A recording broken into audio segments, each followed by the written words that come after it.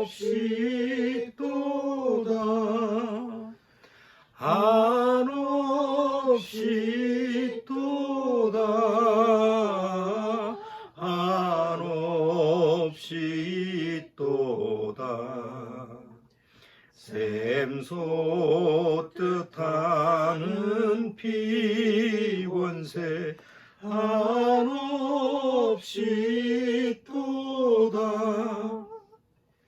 날 젊게 하신 피보니 그 사랑 한없네 살 동안 받는 사랑을 늘 찬송하겠네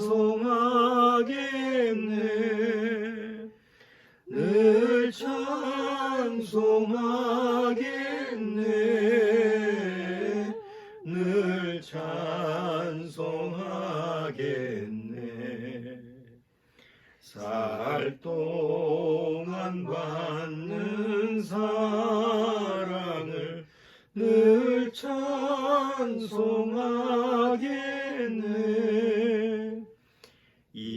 이후에 천국 올라가 더 좋은 노래로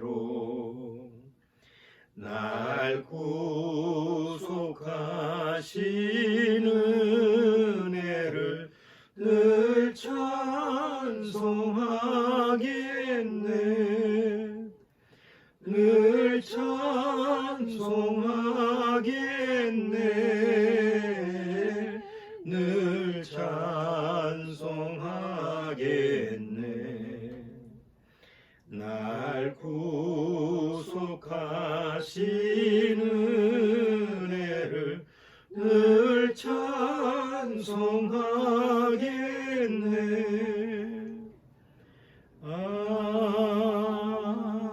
아멘. 같이 기도드리고 오늘 예배 시작하도록 하겠습니다. 자, 같이 기도드리겠습니다. 하나님 아버지 감사합니다. 정말 세상은 어둡고 사람들의 그 모습들도 점점 어두워가고 있습니다. 아이들의 얼굴도 웃음기가 사라지고 또 이제는 코로나19 때문에 서로 어울릴 수도 없는 그런 정말 깜깜한 그런 비참한 세상이 되고 있습니다. 이런 세상의 어두움이 점점 짙어질 때 그것은 마치 여명이 오기 전에 어두움이 깊은 것처럼 주님이 우리에게 오시는 그 날이 점점 가까워 오고 있다라고 하는 것을 증거해주고 있는 그런 표징이 아닐 수 없습니다. 또 구원받고 나서 그 어두운 세상에서 빛과 소금의 역할을 하는 것이 참으로 구원받은 성도의 그런 삶의 모습이 되는 줄 압니다. 비록 전도를 하지 못하고 예배를 또 같이 드리지도 못하고 이렇게 온라인으로 예배를 드리고 찬송을 드려도 우리 마음 심령 속에서는 이 세상을 비출 수 있는 빛의 역할이 또 주님의 빛이 말씀을 통해서 우리 안에 환히 비친다라고 하는 사실을 우리는 성경을 통해서 늘 깨달아야 될 줄 압니다. 오늘도 주님의 말씀을 통해서 이 어두운 세상의 마지막 때에 어떤 자세를 갖고 주님을 기다려야 될지 지혜를 얻고자 합니다. 주님께서 지혜와 명철을 허락해 주옵소서. 예수님의 이름으로 기도드리옵나이다. 아멘.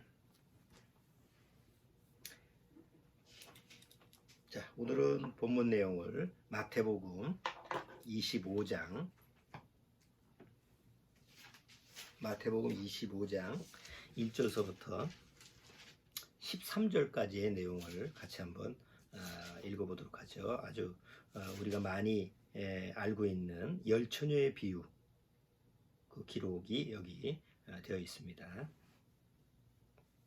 자, 마태복음 25장 1절서부터 13절까지 자, 천천히 같이 읽어보죠. 그때 천국은 마치 등을 들고 신랑을 맞으러 나간 열 처녀와 같다 하리니 그 중에 다섯은 미련하고 다섯은 슬기 있는지라.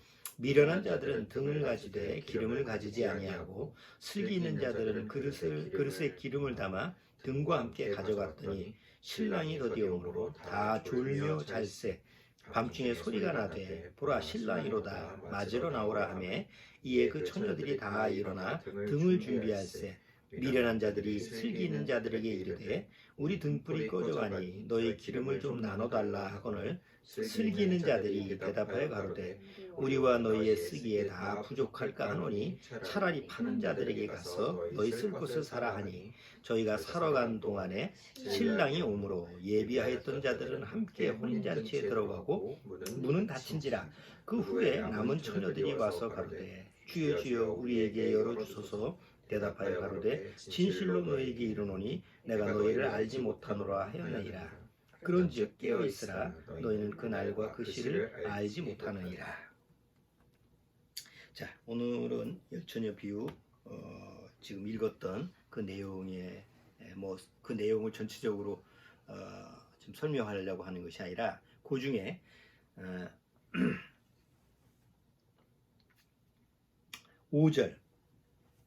5절에 보면 신랑이 더디움으로 다 졸며 잘세. 다 졸며 잤다고 그랬어요. 그래서 그런 부분이 지금 이 시대 코로나19 이후에 지금 이 시대하고 어떤 연관성이 있는지 그런 부분을 같이 한번 묵상을 좀 해보려고 합니다. 이 25장 이 열처녀 비유는 뭐 우리가 교회에 나가서 설교를 통해서 많이 다루었던 부분이고 또 많이 아는 얘기죠. 그리고 이거 열처녀 이 얘기는 실제적인 얘기가 아니라 비유죠, 비유. 성경이 여러 가지 비유법이 많은데 여러 가지 비유법이 많은데 이 열처녀 비유도 비유에 속해요. 비유라는 게 뭐죠? 원래 얘기하고자 하는 어떤 그 의도, 내용을 가지고 쉽게 이해하기 쉽게 뭐 어떤 은유를 한다든가 아니면 의인화한다든가 아니면 도치법 이게 이제 국어에 보면 여러 가지 그 비유법에 보면 여러 가지가 나오는데 어쨌든 그 내용을 쉽게 우리한테 받아들이게 하기 위해서 비유로 하신다고 그랬어요. 또 하나는 하나님의 말씀은 비밀이기 때문에 예수님이 비유로 하시지 않으면 말씀하시지 아니하신다라는 말씀이 있는데 그게 뭐냐면 하나님의 말씀을 이제 깨달을 수 있는 거듭난 사람들만 깨달을 수 있도록 비유로 얘기하신다. 이렇게 성경에도 표현이 되어 있어요. 자, 그래서 이게 마태복음 25장의 열처녀 비유는 다섯 처녀는 미련한 그 처녀죠. 또 다섯 처녀는 슬기로운 처녀예요. 근데 둘 다 그 신랑을 맞이할 준비를 하고 있는 그 처녀예요, 처녀. 신랑을 맞이할 수 있는 그런 처녀인데 문제는 뭐죠? 다섯 처녀는 그 혼인 예식에 참여를 하게 되는데 다섯 처녀는 기껏 준비했다가 결국은 참석을 하지 못하는 그런 모습을 우리가 보게 돼요. 자, 그래서 그것은 우리하고 어떤 연관성이 있는가 이런 부분을 같이 묵상을 좀 해보고 싶어요. 자, 일단은 여기 보면 25장 1절에 우리가 좀 짚고 넘어가야 될 부분이 뭐냐면 여기 그때라는 게 있죠. 그때가 언제일까? 여기 그때에 천국은 마치 등을 들고 신랑을 맞으러 나간 열처녀와 같다. 이게 천국의 비유에 대한 얘기를 하고 있는데 그럼 그때가 언제예요? 그때라고 하는 것은 어떤 때를 얘기하잖아. 그럼 그때가 언제일까? 그래서 요 25장은 24장과 연결되는 장이죠. 그래서 24장에 보면 어떤 얘기가 있느냐? 바로 그때를 얘기하고 있구나. 그러니까 24장하고 연관시켜서 이렇게 읽어야지 25장만 딱 비고 이 열처녀 비유 이것만 해석해봐야 아무 소용이 없는 거예요. 때를 알아야 되니까. 그러면 24장에 잠깐 넘어가 보죠. 24장 1절에 보면 예수께서 성전에서 나와서 가실 때에 제자들이 성전 건물을 가리켜 보이려고 나오니 대답하여 가라사대 너희가 이 모든 것을 보지 못하느냐 내가 진실로 너희에게 이르노니 돌 하나도 돌 위에 남지 않고 다 무너뜨리우리라. 그러니까 예수님이 제자들이 그 예수님한테 이제 성전 예루살렘 성전을 보여주고 이 하나님의 이 성전 우리 이렇게 대단한 걸 가지고 있습니다. 아마 이렇게 자랑하고 싶은 이런 부분이 있는 것 같아요. 자, 그런데 예수님이 그 의도를 아시고 돌 위에 돌 하나도 남지 않고 다 무너질 것이다 라는 말씀을 하죠. 왜냐하면 그 전서부터 계속 이제 예수님이 마지막 때야 된 얘기를 이미 이제 암시를 하셨으니까. 자, 그리고 나서 이제 제자들이 조용히 예수님한테 와서 물어보여요. 그때가 언제입니까? 예수님이 말씀하시는 그 마지막 때, 하나님의 심판의 때, 그리고 예수님이 다시 오신다는 그 재림의 때가 언제입니까? 라고 물어보니까 그때서부터 예수님이 그때가 바로 어떤 때다라는 걸 쭉 설명을 하죠. 여기 6절 다 읽을 수는 없고 조금씩 읽어볼게요. 난리와 난리 소문을 듣겠으나 너희는 삼가 두려워 말라. 이런 일이 있어야 하되 끝은 아직 아니니라. 이제 시작점이 마지막 때 시작점이 어디냐? 세상에 보면 난리와 난리 소문이 너희들한테 들릴 거다. 그런데 실제 지금 우리가 그런 시대에 살고 있어요. 뉴스만 틀어보면 난리와 난리. 요새는 또 전 세계에서 반 코로나 또 데모가 또 일어난다며. 코로나가 6개월 넘게 지속되니까 사람들이 이제 지쳐가지고 이래 죽든 저래 죽든 마찬가지니까 뭐 마스크 안 쓴다, 뭐 국가 정책에 뭐 동의하지 않겠다.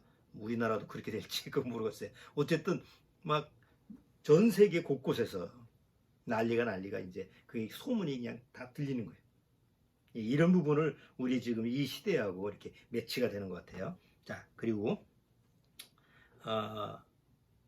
7절 민족이 민족을 나라가 나라를 대적하여 일어나겠고 처처에 기근과 지진이 있어요. 이제 우리나라 그 성경에는 그냥 기근과 지진만 있는데 영어 성경에 보면 여기 기근과 역병과 지진이 있다. 이 역병에 대해 전염병이 지금 코로나19에 가장 중요한 게 전염병인데 그 내용이 빠졌어요.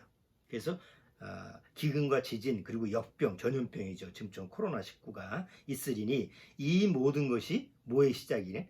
재난의 시작이니라. 이제 앞으로 이제 하나님이 이제 7년대 환란인데 그거의 이제 시작점이다. 뭐 지금 7년대 환란이 시작된 게 아니고 이제 그 7년대 환란이 들어갈 수 있는 바로 이제 시작점이다라는 것을 여기서 가르쳐 주시는 거죠. 자, 그리고 이제 쭉 지나가면서 23절 그때 사람이 너희에게 말하여 보라 그리스도가 여기 있다 혹 저기 있다 하여도 믿지 말라. 거짓 그리스도들과 거짓 선자들이 일어나 큰 표적과 기사를 보이어 할 수만 있으면 택하신 자들도 미혹해 하리라. 보라 내가 너희에게 미리 말하였노라. 이렇게 얘기하죠. 근데 실제로 지금 우리가 지금 코로나19 사태 때문에 사람들이 지금 앞일이 캄캄해. 먹고 사는 것도 캄캄하고 또 뭐 우리가 사는 지금 지구 환경도 캄캄하고 앞으로 뭐가 어떻게 닥칠지 내일이 무서워. 그렇잖아요. 올해 뭐 이제 여름 다 지나갔는데 한쪽에서는 폭염이고 또 여기 우리나라나 이런 아시아 중국 일본 이런 데는 태풍 때문에 또 난리가 났고 또 다음 주는 또 태풍이 또 하나 올라오잖아요. 그러니까 이런 식으로 계속 자연 환경에 그 어떤 재난이 오는데 이게 한 해 한 해 강도가 높아지니까 그러면 올해는 그냥 넘어갔다고 쳐도 그럼 내년에는 어떤 일이 벌어질까?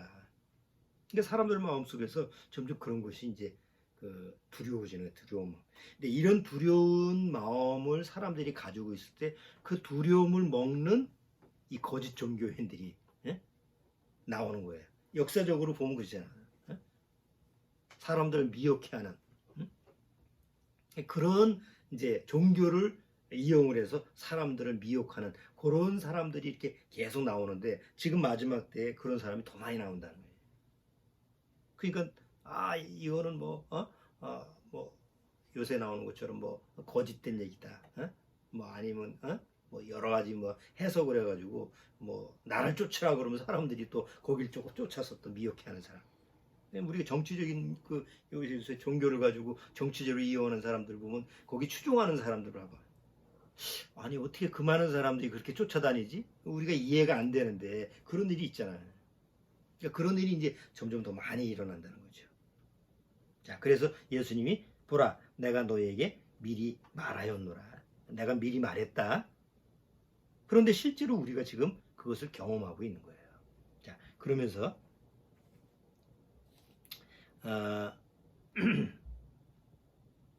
29절에 보면 그날 환난 후에 즉시 해가 어두워지며 달이 빛을 내지 아니하며 별들이 하늘에서 떨어지며 하늘의 권능들이 흔들리리라. 그때의 인자의 징조가 하늘에서 보이겠고 그때의 땅의 모든 족속들이 통곡하며 그들이 인자가 구름을 타고 능력과 큰 영광으로 오는 것을 보리라. 저가 큰 나팔 소리와 함께 천사들을 보내리니 저희가 그 택하신 자들을 하늘 이 끝에서 저 끝까지 사방에서 모으리라. 이거는 이제 두 가지가 같이 암시되어 있어요. 처음에 예수님이 재림하시는 이 세상의 공중재림에서 구원받은 사람들을 다 데리고 올라가는 그런 부분도 들어가 있고, 또 하나는 마지막 7년 대환란이 끝나고 나서 이제 구원받은 이제 먼저 올라간 사람들이 예수님과 함께 다 같이 내려와서 그런 두 가지의 모습이 같이 여기 복합적으로 들어가 있어요. 자, 그 다음에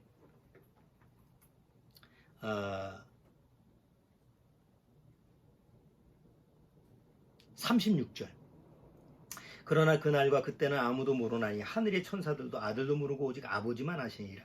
노아의 때와 같이 인자의 임함도 그러하리라. 홍수전에 노아가 방주에 들어가던 날까지 사람들이 먹고 마시고 장가들고 시집가고 있으면서 홍수가 나서 저희를 다 멸하기까지 깨닫지 못하였으니 인자의 임함도 이와 같으리라. 그때 두 사람이 밭에 있으며 하나는 데려감을 당하고 하나는 버려둠을 당할 것이요, 두 여자가 매를 갈고 있으며 하나는 데려감을 당하고 하나는 버려둠을 당할 것이니라. 그러므로 깨어 있으라. 어느 날에 너희 주가 임할는지 너희가 알지 못함이니라. 그러니까 여기서 24장에서 전체적으로 얘기하는 때가 어느 때야? 이제 예수님이 이 세상에 오시는 때죠.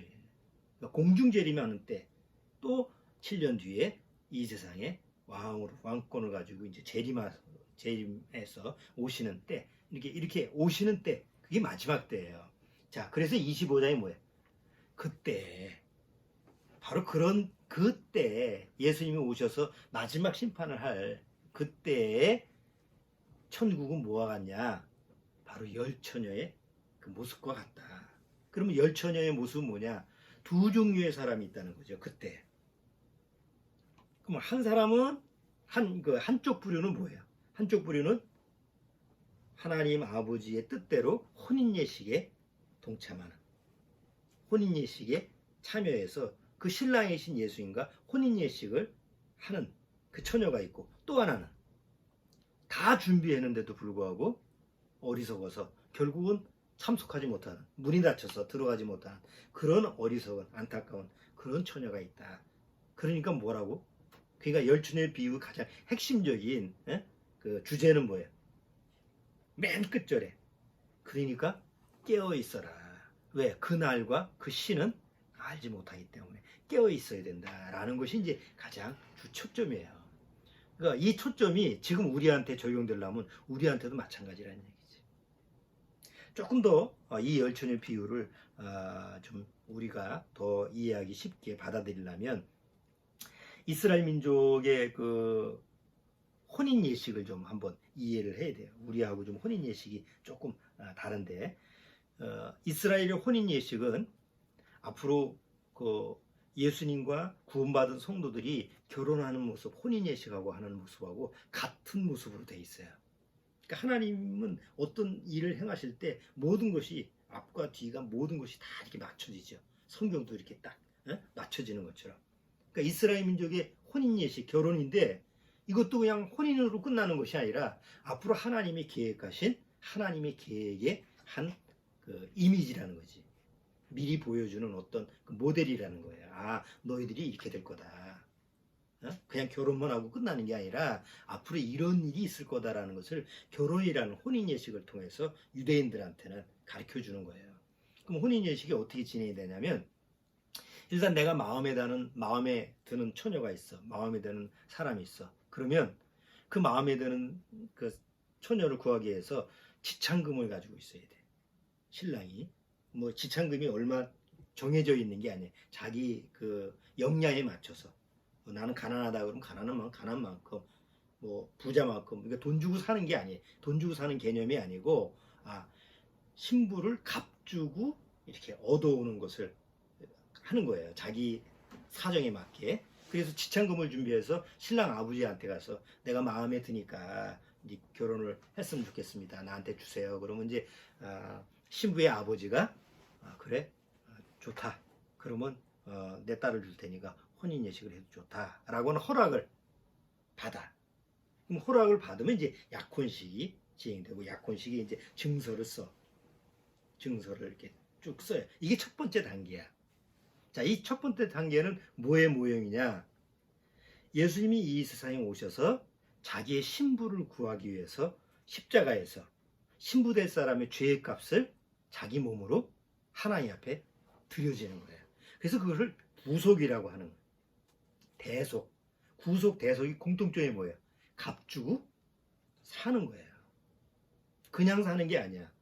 내가 대가를 치르고 사는 거예요. 그러니까 이스라엘 혼인 예식에서 내가 신부를 얻기 위해서 내가 값주고 사는 거하고 같은 맥락으로 이렇게 이루어진 거예요. 그러니까 예수님이 이 세상에 왜 오셨어?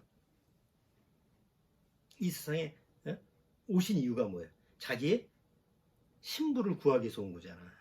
근데 그 신부가 예수님은 거룩한 분이고 예수님이 죄가 없는 분이고 예수님은 의로운 분인데 정작 예수님이 구하는 신부들은 뭐예요? 죄로 더럽혀져 있고 죄인이고 악인이고 도대체 예수님이 신부 될 자격이 없는 사람들이잖아.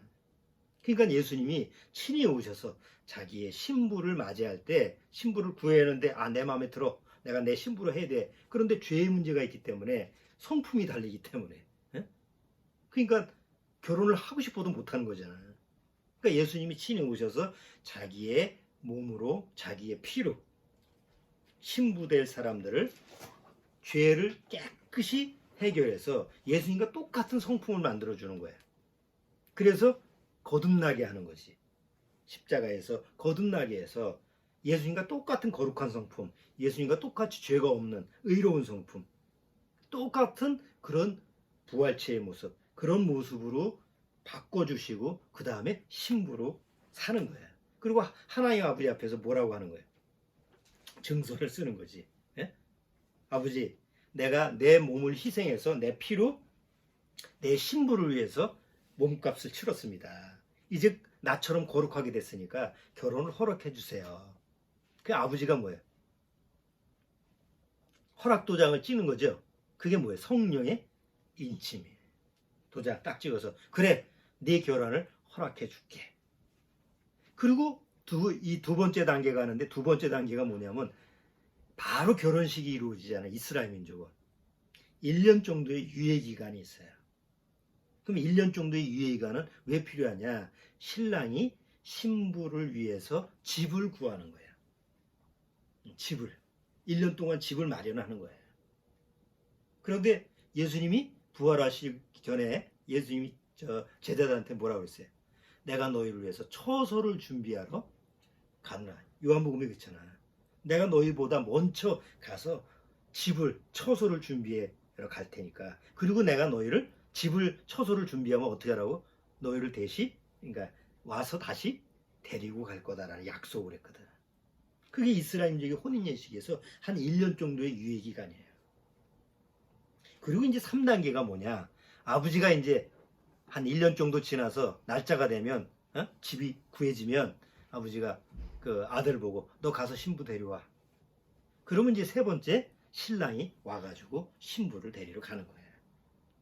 그럼 신부를 데리러 갈 때 신부의 들러리들이 신랑이 이제 멀리서 오는데 밤에 오면 또 깜깜하니까 등불을 가지고 나가는 거예요. 등불을 가져서 신랑을 맞이하고 그 신랑을 맞이해서 신부 집으로 데려오는 게 이제 열처녀의 비유 중에서 신부의 들러리인데, 이 신부의 들러리는 그냥 들러리가 아니고 비유니까 구원받은 성도들이 모임, 교회를 상징하는 거죠. 그래서 이스라엘의 혼인 예식을 우리가 이해를 하면, 아, 예수님이 이 세상에 오셔서 신부를 자기 몸값을 치러서 들여서 신부를 구하고, 한번 그거를 한번 성경을 통해서 몇 번 찾아볼게요. 마태복음 20장 마태복음 20장 28절.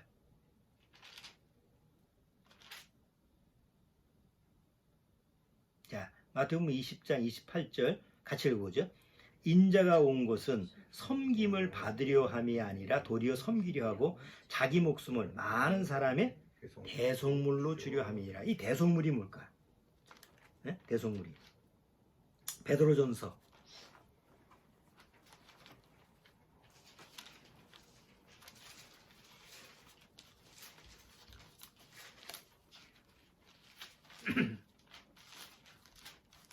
베드로전서 1장 18절. 자, 베드로전서 1장 18절. 자, 1장 18절도 같이 읽어보죠. 너희가 알거니와 너희 조상의 유전한 망령된 행실에서 구속된 것은 은이나 금같이 없어질 것으로 한 것이 아니요 오직 흠없고 점없는 어린 양 같은 그리스도의 보배로운 피로 한 것이나. 그러니까 보배로운 그리스도의 피로 샀다는 거지. 그 왜 피의 값을 치렀을까? 이유가 있을 거 아니에요. 뭐 때문에 그 값을 치렀어요. 고린도 후서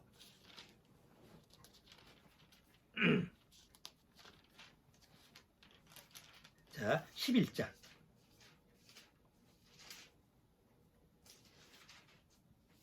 2절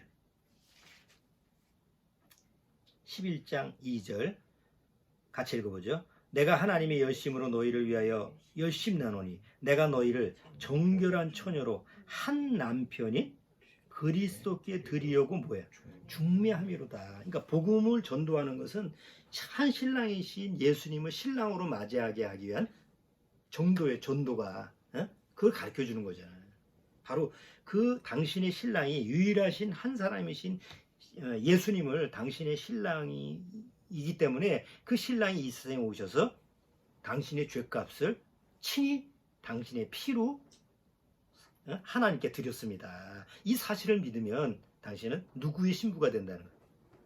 예수님의 신부가 될 수가 있습니다. 이 얘기를 전해주는 게 복음이잖아. 유일하신 신랑이신 예수님을 만나게 하는. 사도 바울이 뭘 전한 거예요? 내가 중매하려고 그런다 너희들한테. 자, 그래서 첫 번째는 직창금을 반드시 지불을 해야지 신부를 얻을 수 있다는 거.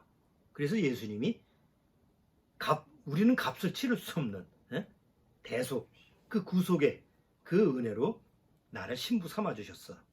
그 다음에 이제 신부를 삼아 줬는데 뭐가 있어야 돼? 집이 있어야 되잖아. 그래서 요한복음 14장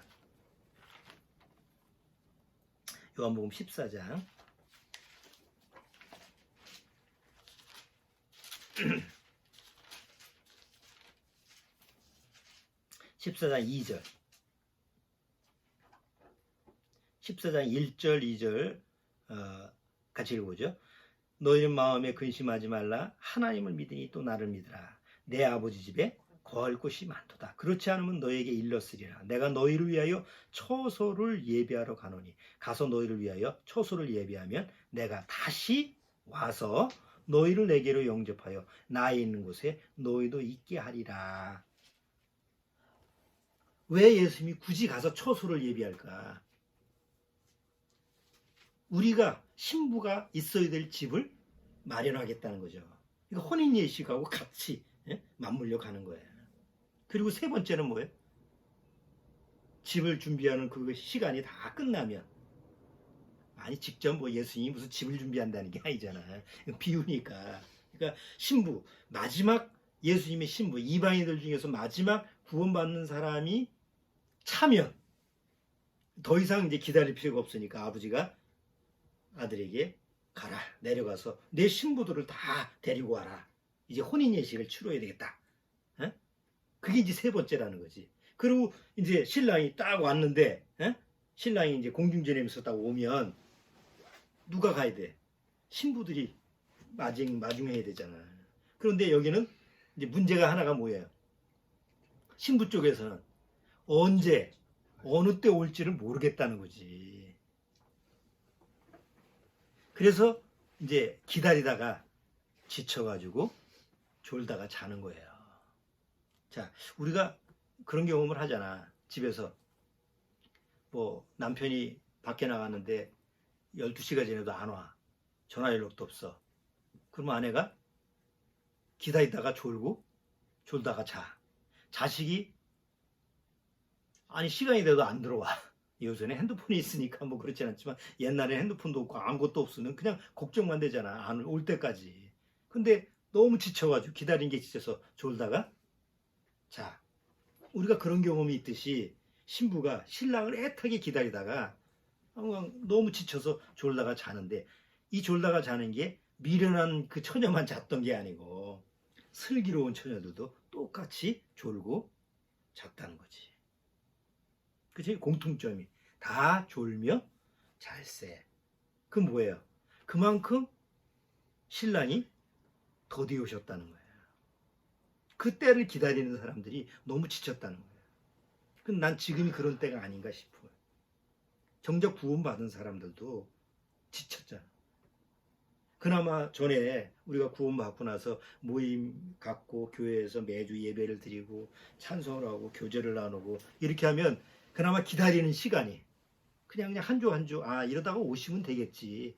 이런 기다림으로 우리가 좀 정신 차리고 기다릴 수 있는데 이제는 온라인 예배로 드려야 되고 만날 수도 없고 교제 나눌 수도 없고 뭐 찬송도 같이 부르지도 못하고 이러지도 못하니까 처음에는 뭐 지나가겠지 하지만 서서히 영적 감각이 이제 떨어지는 거예요. 이 노인네 분들도 좀 영상 좀 보시라고 그러면 봐도 모르겠어 들어도 모르겠어 점점 그건 어쩔 수가 없어. 우리가 실제로 대면하는 거하고 비대면하는 거는 그건 다르거든. 그런데 상황이 이렇게 되다 보니까 뭐 그러다 보니까 이제 어떤 교회에서는 대면 예배가 하나님 앞에서 진짜 예배니까 꼭 만나겠다고 해가지고 지금 그것 때문에 이제 난리가 벌어지고 그러는데 중요한 것은 대면이냐 비대면이냐 이게 중요한 게 아니고 어쨌든 이런 상황이 밀려 들어왔을 때 진짜 구원받은 사람들도 영적인 감각이 무뎌질 수밖에 없다는 거예요. 옛날보다 기도가 덜 하게 되고 찬송도 뭐 모이지 못하니까 찬송도 잘 안 하게 되고 뭐 유독 할 수 있는 게 말씀 보는 건데 말씀 보는 것도 잘 하나? 점점 안 해지지. 그러니까 점점 영적인 활동이 시들시들해지니까 그 심령 상태도 시들시들해질 수밖에 없는 상태지. 그러다 보면 미련한 처녀들이나 슬기로운 처녀들이나 상태가 똑같아지는 거예요. 근데 이 지금 코로나19 이후에 지금 우리가 지금 닥치는 환경이 이런 환경이 아닌가 싶어요. 그래서 우려하기 걱정이 되기도 하고 어떻게 뭐 그렇다고 다른 방법이 없잖아. 그렇다고 신방을 다녀 오지 말라고 그러는데 다리 돌아다니지 말라고 그러는데 어떻게 또 신방을 다니나. 에? 자 그런데 여기 이제 슬기로운 처녀의 상태를 또 어리석인 처녀의 상태를 이제 결론적으로 보면 슬기로운 처녀는 다 똑같이 졸며 잤는데 슬기로운 처녀의 상태는 어떤 거예요? 중요한 건 신랑이 왔을 때야. 딱 신랑이 왔는데 다 졸며 자고 있는데 신랑이 다 소리 나니까 일어나잖아 번떡. 그러면 어리석은 처녀는 여기서 자고 있었나? 아니 둘 다 똑같이 일어났어. 똑같이 일어나는데 결과론적으로 슬기로운 처녀들은 이미 준비가 다 돼 있다는 거지. 그러니까 이미 준비가 다 돼 있다는 건 뭐냐면 그러니까 예수님과 신랑이신 예수님을 만나는데 어떤 하자가 없는 거예요. 내가 의도적으로 어떻게 맞춰야지 신랑이 오면 이것도 해야지 저것도 해야지 이게 아니고 이미 다 갖춰져 있기 때문에 다 졸고 자고 있었는데 깨도 아무 문제가 없는 거예요. 뭐 우왕좌왕할 필요가 없는 거예요. 정신이 아니 자다가 이렇게 깼는데 남편이 들어왔어. 애가 들어왔어. 그럼 정신이 바짝 차려져? 비몽사몽간이잖아.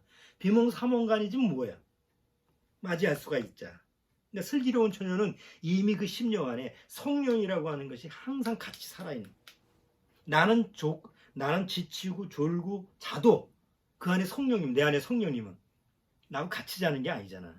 내 안에 성령님은 깨어 있으시니까 그 성령님으로 말미암아 신랑을 맞이하는데 문제가 없는데, 이 어리석은 처녀는 일어났는데 안에 뭐가 없어요? 성령이 없는 거야. 성령이 내주하고 계시는 게 아니지.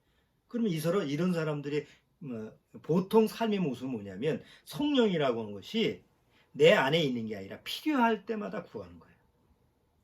교회 가서 구하고, 어디 새벽기도 가서 구하고, 아니면 부흥회 가서 구하고, 또 아니면 뭐 성경 공부한 가서 구하고, 조금 떨어질만 하면 당 떨어지듯이, 당 떨어지면 쪼꾸레 먹듯이, 내가 좀 등한히 했더니 좀 이상하네, 조금 내가 신앙적으로 좀 회의가 오네. 그럼 또 어디 기도회 가고, 어디 부흥회 가고, 그렇잖아요. 어디도 뭐 어디 집회 가면 집회 쫓아가고. 왜? 그렇게 해야만이 마치 내 안에 성령이 있는 것처럼 생각을 하는 사람들 있잖아. 그러니까 활동을 자꾸 하는 거예요. 교회에서는 자꾸 프로그램을 만들고. 그거는 성령님이 내 안에 있는 게 아니라 외부에 있다고 생각하는 거예요. 그래서 자꾸 불러 모으는 거지. 내 안에 좀 와달라고. 그러니까 이런 식의 좀 자기 필요할 때는 성령님이 필요하고, 필요하지 않을 때는 관심이 없는 이런 종교인 크리스찬들은 이 어리석은 처녀하고 같은 모습이에요. 외형적인 모습은 정결하지. 교회 나가고 죄 안 지려고 노력하고, 십계명 지키려고 노력하고, 다른 사람한테 항상 좋게 대해주고, 다 외형적인 모습에서는 처녀인데 내면의 모습은 알맹이가 빠져있는 거예요. 예수님을 사랑하는 마음이 실제로는 사랑이 없어요. 기회주의야. 그냥 예수님을 사랑한다고 하면서, 신랑을 기다린다고 하면서 멋있는 남자가 지나가면 힐끗힐끗 쳐다보고, 그러니까 그런 마음이 자기도 모르는데 그냥 중심에 있는 거예요. 그러니까 이런 어리석은 처녀들은 예수님이 정작 만났을 때, 이제 오신다고 했을 때 마중 나가려고 하는데 없는 거예요. 핵심적인. 이 성령이 없으니 이제 우왕좌왕할 수밖에. 그리고 결국 문이 닫히잖아요. 그러니까 이런 사람들을 위해서 고린도후서 13장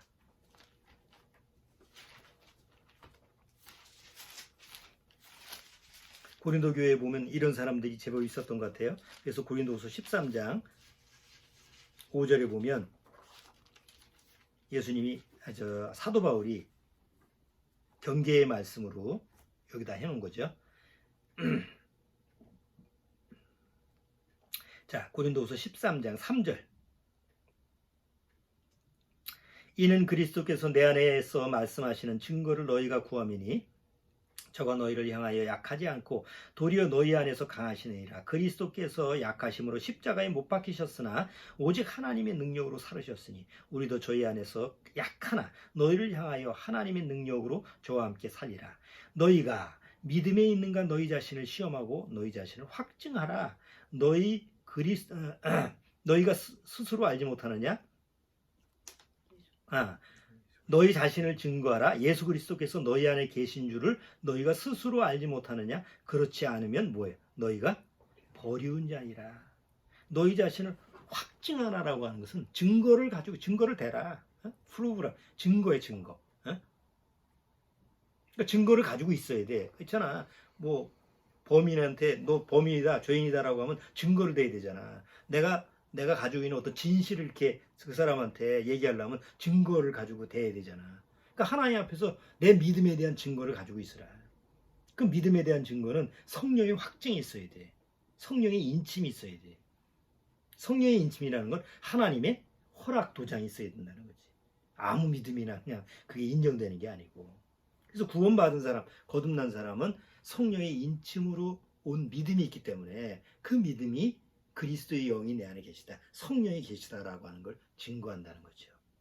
그러니까 이것이 확실히 있는 사람, 이것이 성령의 인침으로 하나님이 인정하시는, 하나님이 주신 믿음이 있는 사람은 슬기로운 처녀인데, 자기 종교적인 믿음을 가지고 성령이 없는 그냥 거짓된 종교적인 크리스찬이라고 한다면, 예수님을 기다리고 뭐 휴거를 기다리고 한다고 해도 막상 그날이 오면 버리운 자가 될 수도 있다는.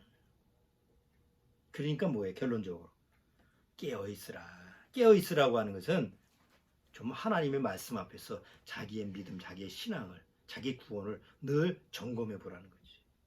난 구원받았으니까 됐어 라는 안일한 자세로 있지 말고. 자, 이제 코로나19 이후에 지금 이제 우리 상태를 한번 돌아보죠. 다 어두워. 정말 어두워요. 아이들서부터 보통 사람들이 보면 웃음기가 없는 것 같아. 아니 마스크를 써서 보이지도 않지만 뭐 웃는지 우는지 볼 수도 없지만 어쨌든 사람들의 얼굴 상태가 뭐 웃음기가 사라졌어. 물론 헛웃음은 있어. 뭐 코미디를 본다든가 뭐 이런 영상을 보면서 헛웃음을 하지만 실제로 즐거운 마음 상태가 없어졌어요. 다 죽겠다고 그러지. 뉴스만 보면 뭐 자영업자들이 이제 뭐 한 달만 지나면 도미노 도산 위기다. 기업들도 정작 직장을 가지고 있는 사람도 정규직 직원들도 이제는 뭐 다 뭐 실직할 위험이 있다. 뭐 전 세계 이건 우리나라만 그런 게 아니라 전 세계적으로 이런 현상이. 그러니까 하늘에서 이렇게 내려다본다면 세상이 어두운 거야. 만약에 인공위성에 영적인 시각이 있다고 한다면 이 세상이 깜깜할 거예요. 점점 깜깜해질 거예요. 그나마 간혹 빛이 하나씩 비쳐. 그건 구원받은 사람들이야. 영적인 시각에서 보면 구원받은 사람이 전 세계에 그냥 가늘게 빛은 비치고 있는데 깜깜해. 그리고 점점 깜깜해질 거예요. 그래서 점점 깜깜해지면서 구원받은 사람의 빛은 상대적으로 더 빛이 나겠지. 그렇죠? 하나님이 보시는 시각에서는 그렇지 않은 거예요. 세상이 막 점점 깜깜해지는데 어두워지는데 거기서 하늘게 빛이 더 강렬하게 비추는 빛들이 있어. 그건 하나님이 모으실 구원받은 거듭난 사람들이잖아요. 오늘날 때가 되면.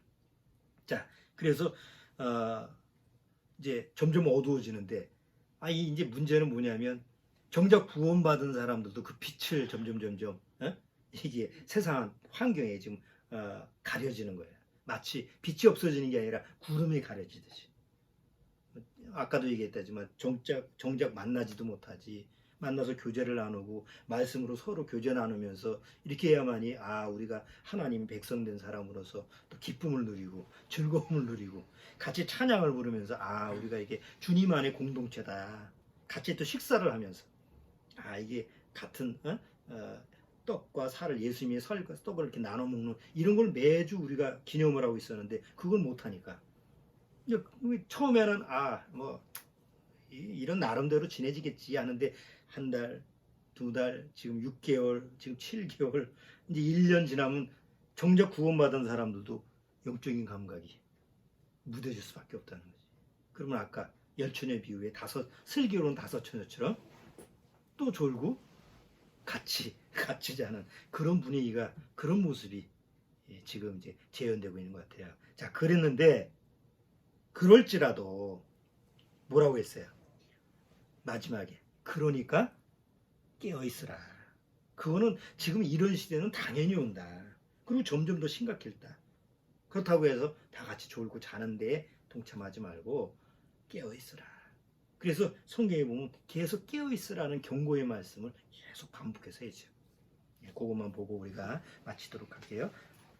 아까 마태복음 25장 끝에 깨어있으라. 그렇죠? 자, 에베소서. 예수님이 깨어있으라 이렇게 얘기했는데 사도 바울도 에베소서 5장 에베소서 5장 14절 5장 14절 같이 읽어보죠. 그러므로 이르시기를 잠자는 자여 깨어서 죽은 자들 가운데서 일어나라. 잠자는 자여 깨어나라. 또 데살로니가 전서 데살로니가 전서 5장 데살로니가 전서 5장 6절 같이 읽어보죠. 그러므로 우리는 다른 이들과 같이 자지 말고 오직 깨어 근신할지어다. 근신이라는 게 뭐 근신? 좀 정신 차리고 좀 시대를 좀 조명을 하고 내가 지금 뭘 해야 되지? 어떤 모습으로 살아야 되지? 이런 것을 자기를 좀 점검해 보는 거잖아요. 근신시키잖아 우리가 세상에서도. 자, 그 다음에 베드로전서 5장 8절 5장 8절. 자, 또 같이 읽어보죠. 근신하라 깨어라 너희 대적 마귀가 우는 사자같이 두루다니며 삼킬 자를 찾나니 너희는 믿음을 굳게 하여 저를 대적하라. 이제는 마지막 때가 돼서 사단이 여긴 구원받지 못한 사람을 사냥하려고 그러는 거 아니에요. 구원받은 사람을 어떻게든지 미혹시키는 거. 구원은 취소 안 되지만 미혹시켜서 아예 그냥 정신 못 차리게 하는 이런 우는 사자가 돌아다니면서 자기 삼킬 자를 찾는다라고 하는 그런 경계의 말씀을 또 사도 베드로는 하고 있고, 마지막 요한계시록에서 16장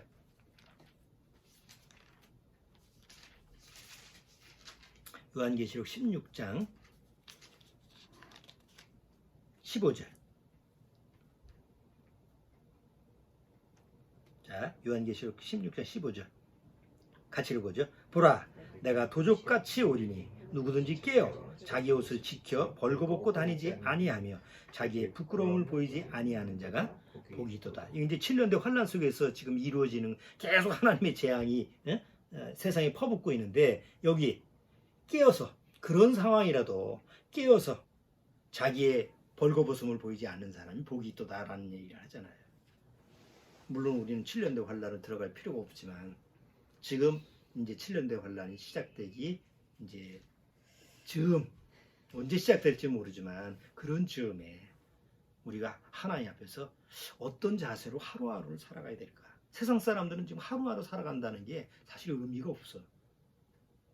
보통 사람들이 인터뷰하는 거 들어봐봐요. 이제 미래가 없으니까 의미가 없어요. 뭐 그렇게 다 부정적으로 표현을 해.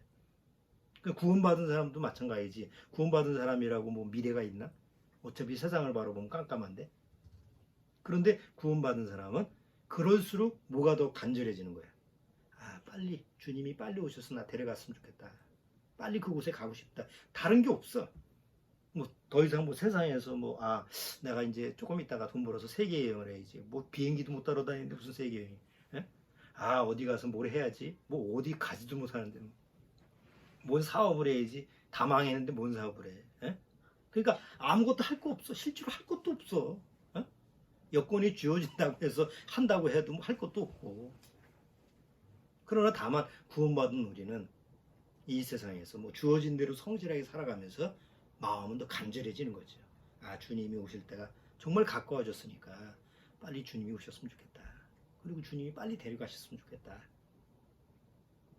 그럴 때 우리 주위에 있던 아무개도 좀 같이 가야 될 텐데, 이런 마음이 항상 우리 마음속에서 이렇게 일깨어서 세상 사람들처럼 또 구원받지 못한 사람들처럼 같이 그냥 잠들어 버리는 그런 어리석은 모습을 취하지 않아야 되겠죠. 자, 기도하고 오늘 마치도록 하겠습니다. 주님 감사합니다. 이 마지막 때에 다 어두움 속에서 죄 속에서 잠들어 있는데 자기가 언제 영원한 심판을 받을지, 언제 지옥에 들어갈지도 모르고 그냥 이 세상 보이는 것만 쫓아서 낙담하고 두려워하고 걱정하고 괴로워하는 이런 어두운 세상에서 우리는 정말 하나님의 소망을 갖고 마음에 기뻐하고 즐거워하고 소망을 갖고 기대하고 바라고 간절히 원하는 그런 주님의 약속을 우리는 가지고 있습니다. 그날이 빨리 오기를 기다리지만 그것은 아버지의 소관이기 때문에 우리는 다만 믿음으로 인내로 주님 안에서 기다릴 뿐입니다. 주님이 빨리 오시기를 기다리면서 늘 주님의 말씀을 읽고 묵상하면서 깨어 기도하면서 살아갈 수 있도록 주님께서 우리 믿음의 가정 식구들 돌봐주시면서 인도하여 주옵소서. 예수님의 이름으로 기도드리옵나이다. 아멘.